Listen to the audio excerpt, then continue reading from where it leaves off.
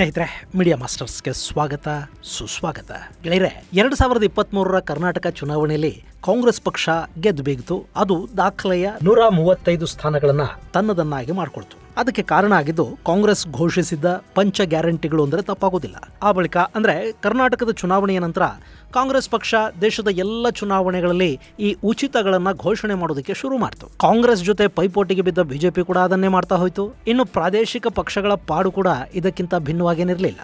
ಹೀಗಾಗಿ 2023 ಕರ್ನಾಟಕ ಚುನಾವಣೆಯ ನಂತರ ನಡೆದ ವಿಧಾನಸಭಾ ಚುನಾವಣೆಗಳಲ್ಲಿ ಫ್ರೀ ಭಾಗ್ಯಗಳದ್ದೇ ಕಾರುಬಾರು. ಇವತ್ತಿಗೂ ಕೂಡ ಎಲ್ಲೇ ಚುನಾವಣೆ ನಡೆದರೂ ಜನ ಮೊದಲು ಗಮನಿಸೋದು ಯಾರು ಎಷ್ಟು ಕೊಡ್ತಾ ಇದ್ದಾರೆ, ಏನೇನು ಕೊಡ್ತಾ ಇದ್ದಾರೆ ಅಂತ. ಇಂಥ ಫ್ರೀಗಳ ಬಗ್ಗೆ ಈಗ ಸುಪ್ರೀಂ ಕೋರ್ಟ್ ಚಾಟಿ ಬೀಸಿದೆ. ನ್ಯಾಯಪೀಠ ಹೇಳಿರೋದನ್ನ ಕೇಳಿಸ್ಕೊಂಡು ಮೇಲಾದರೂ ರಾಜಕೀಯ ಪಕ್ಷಗಳು ಪಾಠ ಕಲಿಯತ್ವಾ ಅಥವಾ ನ್ಯಾಯಾಲಯದ ಅಭಿಪ್ರಾಯವನ್ನ ಸುಮ್ಮನೆ ಹಾಗೆ ಕೇಳಿಸ್ಕೊಂಡು ತಮ್ಮ ಕೆಲಸವನ್ನು ತಾವು ಮಾಡ್ಕೊಳ್ತಾ ಹೋಗುತ್ವಾ ಅನ್ನೋ ಕುತೂಹಲ ಹೆಚ್ಚಾಗ್ತಾ ಇದೆ. ಹಾಗಾದ್ರೆ ಈ ಉಚಿತಗಳ ಬಗ್ಗೆ ಸುಪ್ರೀಂ ಕೋರ್ಟ್ನ ನ್ಯಾಯಾಧೀಶರು ಹೇಳಿರೋದೇನು ಮತ್ತು ಉಚಿತಗಳ ಪರಿಣಾಮ ಏನಾಗ್ತಾ ಇದೆ ಅನ್ನೋದ್ರ ಬಗ್ಗೆ ಒಂದಷ್ಟು ಮಾಹಿತಿಯನ್ನ ನಾವಿಲ್ಲಿ ನೋಡೋಣ.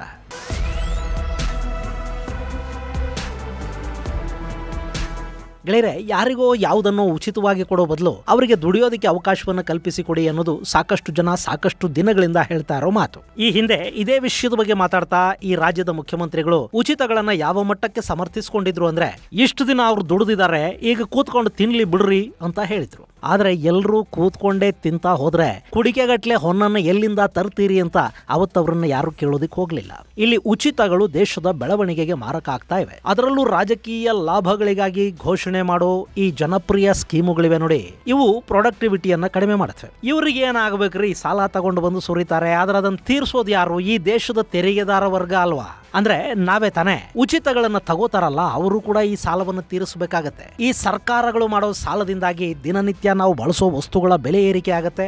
ಭಾರ ಬೀಳೋದು ಮುಖ್ಯಮಂತ್ರಿ, ಉಪಮುಖ್ಯಮಂತ್ರಿ ಅಥವಾ ಇನ್ಯಾರೋ ರಾಜಕಾರಣಿಗಳ ಮೇಲಲ್ಲ, ಅದು ನಮ್ಮ ಮೇಲೆ. ಇದನ್ನು ಹೇಳೋರು ಹೇಳ್ತಲೇ ಇದ್ರು, ಆದ್ರೆ ಗೋರ್ಕಲ್ಲ ಮೇಲೆ ಮಳೆ ಸುರಿದಂತೆ ಅನ್ನೋ ಹಾಗೆ ನಡೆಯೋದು ನಡೀತಲೇ ಇತ್ತು. ಈಗ ಉಚಿತಗಳ ಬಗ್ಗೆ ಸುಪ್ರೀಂ ಕೋರ್ಟ್ ಕೂಡ ಕಿಡಿಕಾರಿದೆ. ಜನರ ಬದುಕನ್ನ ಉತ್ತಮಪಡಿಸುವ ಬಗ್ಗೆ ರಾಜಕೀಯ ಪಕ್ಷಗಳು ಯೋಚನೆ ಮಾಡ್ತಾ ಇರೋದು ಸ್ವಾಗತಾರ್ಹ.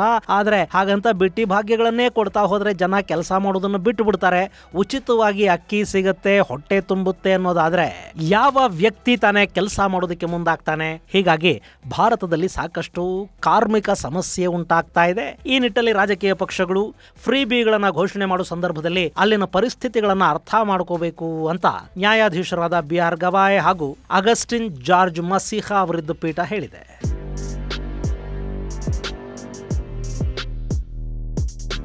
ಗೆಳೆಯರೆ, ನ್ಯಾಯಾಲಯ ಇಂಥದ್ದೊಂದು ಅಭಿಪ್ರಾಯ ವ್ಯಕ್ತಪಡಿಸೋದಕ್ಕೆ ಕಾರಣ ಆಗ್ತಾ ಇರೋದು, ಇವತ್ತು ಈ ದೇಶದಲ್ಲಿ ಚುನಾವಣೆಗಳು ಘೋಷಣೆ ಆದ ಕೂಡಲೇ ಪ್ರತಿಯೊಂದು ರಾಜಕೀಯ ಪಕ್ಷ ಕಾಂಪಿಟೇಷನ್ಗೆ ಬಿದ್ದಂತೆ ಉಚಿತಗಳನ್ನು ಘೋಷಣೆ ಮಾಡ್ತಾ ಹೋಗ್ತಾ ಇರೋದು. ಮೊನ್ನೆ ದೆಹಲಿಯ ಚುನಾವಣೆಗಳನ್ನೇ ನೋಡಿ, 3 ಪಕ್ಷಗಳು ಅಲ್ಲಿ ಸ್ಪರ್ಧೆಗೆ ಬಿದ್ದು ನಾ ಮುಂದು ತಾ ಮುಂದು ಅನ್ನೋ ಹಾಗೆ ಒಬ್ಬರಿಗಿಂತ ಒಬ್ಬರು ಹೆಚ್ಚು ಫ್ರೀಗಳನ್ನ ಘೋಷಣೆ ಮಾಡ್ತಲೇ ಹೋದ್ರೆ ಹೊರತು ಯಾರೂ ಕೂಡ ನಾವು ಅಭಿವೃದ್ಧಿ ಕಾಮಗಾರಿಗಳನ್ನ ಮಾಡ್ತೀವಿ, ನಮಗೆ ಓಟು ಕೊಡಿ ಅಂತ ಕೇಳೋ ಧೈರ್ಯನೇ ಮಾಡಲಿಲ್ಲ.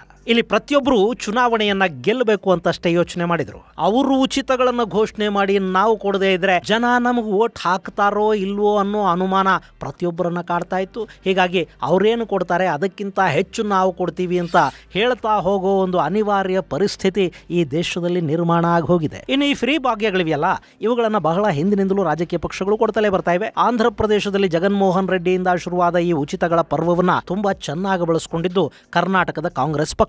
ಗೆಳೆಯರೆ, ಆಂಧ್ರದಲ್ಲಿ ಕಳೆದ 5 ವರ್ಷಗಳ ಜಗನ್ ಆಡಳಿತ ಯಾವ ಪರಿ ಉಚಿತಗಳನ್ನ ಕೊಡ್ತಾ ಹೋಯ್ತು ಅಂದ್ರೆ, ಅಲ್ಲಿ ಸರ್ಕಾರದ ಎಲ್ಲ ಸ್ಕೀಮ್ಗಳನ್ನ ಬಳಸ್ಕೊಂಡ್ರೆ ಒಂದು ಕುಟುಂಬ ವರ್ಷಕ್ಕೆ ಗರಿಷ್ಠ 1,20,000 ರೂಪಾಯಿವರೆಗೆ ತಗೊಳ್ಳೋದಕ್ಕೆ ಸಾಧ್ಯ ಆಗ್ತಾ ಇತ್ತು. ಅಂದ್ರೆ ತಿಂಗಳಿಗೆ ಪ್ರತಿ ಕುಟುಂಬಕ್ಕೂ ಸರ್ಕಾರದ ಕಡೆಯಿಂದ 10,000 ರೂಪಾಯಿ ಜೊತೆಗೆ ಉಚಿತ ರೇಷನ್.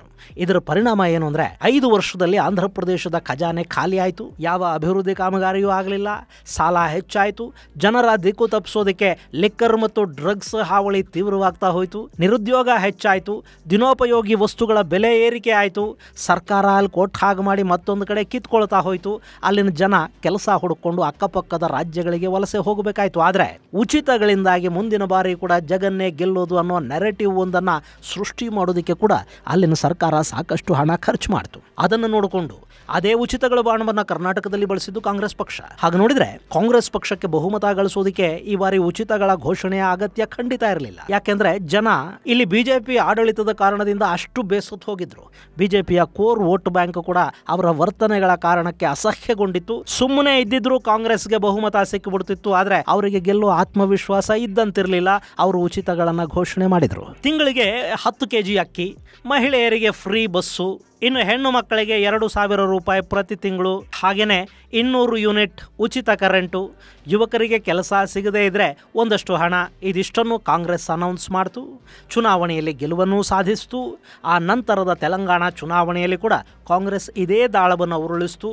ಅಲ್ಲೂ ಅವರಿಗೆ ಗೆಲುವು ಸಿಗುತ್ತು. ಇವರನ್ನು ನೋಡ್ಕೊಂಡು ಬೇರೆ ಬೇರೆ ರಾಜ್ಯಗಳಲ್ಲೂ ಕಾಂಗ್ರೆಸ್ ಪಕ್ಷ ಉಚಿತ ಘೋಷಣೆಯ ಮಹಾಪರ್ವವನ್ನು ಶುರು ಮಾಡ್ತು. ಅಷ್ಟೇ, ಕಾಂಗ್ರೆಸ್ನ ಉಚಿತಗಳನ್ನು ಟೀಕೆ ಮಾಡ್ತಾ ಇದ್ದ ಬೇರೆ ಬೇರೆ ಪಕ್ಷಗಳಿಗೂ ಕೂಡ ಉಚಿತಗಳ ಘೋಷಣೆ ಅನ್ನೋದು ಅನಿವಾರ್ಯವಾಗಿ ಹೋಯಿತು. ಇನ್ನು ಇದೇ ಮಧ್ಯಪ್ರದೇಶದಲ್ಲೂ ಆಯಿತು. ಅಲ್ಲಿ ಕೂಡ ಕಾಂಗ್ರೆಸ್ ಸಾಕಷ್ಟು ಫ್ರೀ ಘೋಷಣೆ ಮಾಡ್ತು. ಬಿಜೆಪಿ ಕೂಡ ಕಾಂಗ್ರೆಸ್ ಜೊತೆ ಕಾಂಪೀಟ್ ಮಾಡೋದಕ್ಕೆ ನಿಂತ್ಕೊಳ್ತು. ಅಲ್ಲಿ ಬಿಜೆಪಿಗೆ ಜಯ ಸಿಕ್ತು. ಗೆಳೆಯರೆ, ಇದೆಲ್ಲವನ್ನ ಗಮನಿಸ್ತಾ ಇದ್ದ ಜನ ಫ್ರೀ ಭಾಗ್ಯಗಳನ್ನೇ ಕೊಡ್ತಾ ಹೋದರೆ ಇವತ್ತಲ್ಲ ನಾಳೆ ಈ ದೇಶ ದಿವಾಳಿ ಆಗುತ್ತೆ ಅಂತ ಹೇಳೋದಕ್ಕೆ ಶುರು ಮಾಡಿದರು. ಹಾಗೆಯೇ ಸಾಕಷ್ಟು ಮಂದಿ ಈ ಫ್ರೀಗಳ ವಿರುದ್ಧ ಕೋರ್ಟ್ ಮೆಟ್ಟಿಲನ್ನೂ ಹತ್ತಿದ್ರು. ಇದೆಲ್ಲವನ್ನ ಗಮನಿಸಿದ್ದ ನ್ಯಾಯಾಲಯ ಮೊನ್ನೆ ಪ್ರಕರಣವೊಂದರ ವಿಚಾರಣೆಯ ಸಂದರ್ಭದಲ್ಲಿ ಈ ಉಚಿತಗಳ ಬಗ್ಗೆ ಇದೊಂದು ಅಪಾಯಕಾರಿ ಬೆಳವಣಿಗೆ ಅನ್ನೋ ಥರದ ಅಭಿಪ್ರಾಯವನ್ನು ವ್ಯಕ್ತಪಡಿಸಿದೆ. ಇಲ್ಲಿ ಮತ್ತೊಮ್ಮೆ ನೆನಪಿಟ್ಕೊಳ್ಳಿ, ಇದು ಕೋರ್ಟ್ ತೀರ್ಪು ಕೊಟ್ಟಿಲ್ಲ. ನ್ಯಾಯಾಧೀಶರು ಈ ಉಚಿತಗಳ ಬಗ್ಗೆ ತಮ್ಮ ಅಭಿಪ್ರಾಯವನ್ನು ವ್ಯಕ್ತಪಡಿಸಿದ್ದಾರೆ.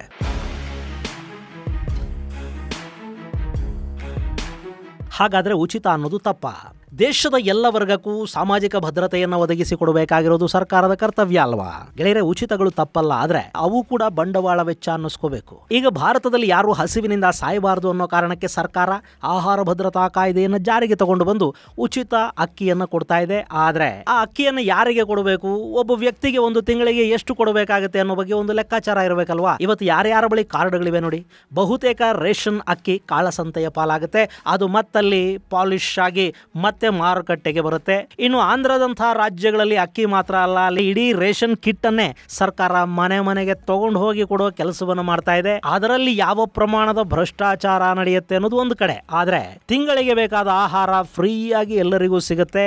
ಅದರ ಮೇಲೆ ಸರ್ಕಾರ ಒಂದಷ್ಟು ಹಣವನ್ನು ಕೊಡುತ್ತೆ. ಎಲ್ಲ ನಮಗೆ ಉಚಿತವಾಗಿ ಸಿಗುತ್ತೆ ಅಂದ ಮೇಲೆ ಕೆಲಸ ಯಾಕೆ ಮಾಡಬೇಕು ಅನ್ನೋ ಪ್ರಶ್ನೆ ಅಲ್ಲಿ ಶುರು ಆಗೋದಿಲ್ವಾ? ಇದರ ಪರಿಣಾಮ ಏನು ಅಂದ್ರೆ, ಏನೇ ದುಡಿದ್ರು ಸಂಜೆ ಎಣ್ಣೆ ಕಾಸಿಗೆ ಮಾತ್ರ ದುಡಿಯೋರು ನಮ್ಮ ಹಳ್ಳಿಗಳಲ್ಲಿ ವಿಪರೀತ ಪ್ರಮಾಣದಲ್ಲಿ ಬೆಳೀತಾ ಹೋಗ್ತಾ ಇದ್ದಾರೆ. ಬಸ್ಸುಗಳಲ್ಲಿ ಹೆಣ್ಣು ಮಕ್ಕಳಿಗೆ ಉಚಿತ ಪ್ರಯಾಣ ಸರಿ ಇದೆ, ಆದರೆ ಯಾರಿಗಿದು ಬೇಕಾಗಿರೋದು? ಕೆಲಸಗಳಿಗೆ ಹೋಗುವ ದುಡಿಯುವ ವರ್ಗದ ಹೆಣ್ಣು ಮಕ್ಕಳಿಗಲ್ವಾ? ಸಂಘಟಿತ ಮತ್ತು ಅಸಂಘಟಿತ ವಲಯಗಳಲ್ಲಿ ದುಡಿಯುವ ಹೆಣ್ಣು ಮಕ್ಕಳಿಗೆ ನೀವು ಬಸ್ ಫ್ರೀ ಮಾಡಿದ್ರೆ ಅವರಿಗೆ 4 ಕಾಸು ಉಳಿಯುತ್ತವೆ, ಒಳ್ಳೇದಾಗತ್ತೆ. ಶಾಲಾ ಕಾಲೇಜುಗಳಿಗೆ ಹೋಗೋ ವಿದ್ಯಾರ್ಥಿಗಳಿಗೆ ಉಚಿತ ಘೋಷಣೆ ಮಾಡಿದ್ರೆ ಅದು ಕೂಡ ಒಳ್ಳೆಯದೇ. ಹಾಗಲ್ಲದೆ ಎಲ್ಲರಿಗೂ ಫ್ರೀ ಅಂದರೆ ಅದರ ಪರಿಣಾಮ ಇವತ್ತು ಏನಾಗಿದೆ ಅನ್ನೋದನ್ನ KSRTC ಮತ್ತು BMTCಗಳ ಕಂಡಕ್ಟರ್ ಡ್ರೈವರ್ಗಳನ್ನು ಕೇಳಿ ನೋಡಿ ಹೇಳ್ತಾರೆ. ನಮಗೆ ಉಚಿತವಾಗಿ ಸಿಗಬೇಕಾಗಿರೋದು ವಿದ್ಯೆ, ಅದು ಕೂಡ ಸಮಾನವಾಗಿ ಸಿಗಬೇಕು. ಶ್ರೀಮಂತನಿಗೆ ಸಿಗೋ ಅದೇ ಕ್ವಾಲಿಟಿಯ ಶಿಕ್ಷಣ ಬಡವನಿಗೂ ಸಿಗೋ ಹಾಗಾಗಬೇಕು.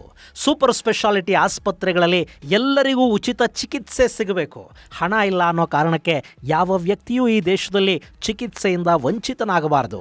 ಈ ದೇಶದ ಪ್ರತಿಯೊಬ್ಬರಿಗೂ ಶುದ್ಧ ಕುಡಿಯುವ ನೀರು ಸಿಗೋ ಹಾಗಾಗಬೇಕು. ಇದು ಇವತ್ತಿನ ಭಾರತದ ಮೂಲಭೂತ ಅಗತ್ಯ ಕೂಡ. ಆದರೆ ಇದ್ರ ಬಗ್ಗೆ ಯಾವ ಸರ್ಕಾರವೂ ಯಾವತ್ತೂ ತಲೆ ಕೆಡಿಸ್ಕೊಳ್ಳೋದಕ್ಕೆ ಹೋಗೋದೇ ಇಲ್ಲ.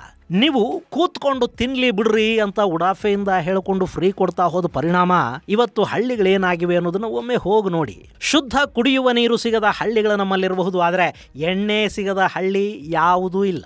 ಕೃಷಿ ಕಾರ್ಮಿಕರು ಸಿಗ್ತಾ ಇಲ್ಲ ಅನ್ನೋ ಕಾರಣಕ್ಕೇನೆ ಸಾಕಷ್ಟು ಜನ ಆಹಾರ ಧಾನ್ಯಗಳನ್ನ ಬೆಳೆಯೋದು ಬಿಟ್ಟು ತೋಟಗಾರಿಕಾ ಬೆಳೆಗಳನ್ನ ಅಂದ್ರೆ ತೆಂಗು, ಅಡಿಕೆ ಬೆಳೆಯೋದಕ್ಕೆ ಶುರು ಮಾಡಿದ್ದಾರೆ. ಭತ್ತ, ರಾಗಿ, ಕಾಳು ಕಡಿ ಬೆಳೆಯೋದು ಇತ್ತೀಚೆಗೆ ದೊಡ್ಡ ಪ್ರಮಾಣದಲ್ಲಿ ಕಡಿಮೆ ಆಗ್ತಾ ಇದೆ. ಉತ್ತರ ಕರ್ನಾಟಕದಲ್ಲಿ ಎಷ್ಟೊಂದು ಸೂರ್ಯಕಾಂತಿ, ಕುಸುಬೆ ಬೆಳೀತಾ ಇದ್ರು.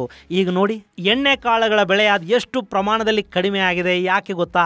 ಕಾರ್ಮಿಕರ ಕೊರತೆಯಿಂದ. ಹಾಗಂತ ನಮ್ಮಲ್ಲಿ ದೊಡ್ಡ ಪ್ರಮಾಣದ ಯಂತ್ರೋಪಕರಣಗಳನ್ನು ಬಳಸಿ ಕೃಷಿ ಮಾಡೋದಕ್ಕೆ ಸಾಧ್ಯವಾಗೋದಿಲ್ಲ. ಯಾಕೆಂದ್ರೆ ಇರೋದು ಬಹುತೇಕ ಸಣ್ಣ ರೈತರು, ಅವರಿಗೆ ಭಾರಿ ಯಂತ್ರಗಳನ್ನು ಬಳಸೋದಕ್ಕೆ ಸಾಧ್ಯ ಆಗೋದಿಲ್ಲ, ಕಾರ್ಮಿಕರೂ ಸಿಗೋದಿಲ್ಲ. ಹೀಗಾಗಿ ರೈತ ಹಳ್ಳಿಗಳನ್ನು ಬಿಟ್ಟು ಪಟ್ನಾ ಸೇರಿ ಅಲ್ಲಿ ಕೂಲಿ ಮಾಡೋದಕ್ಕೆ ಶುರು ಮಾಡಿದ್ದಾನೆ.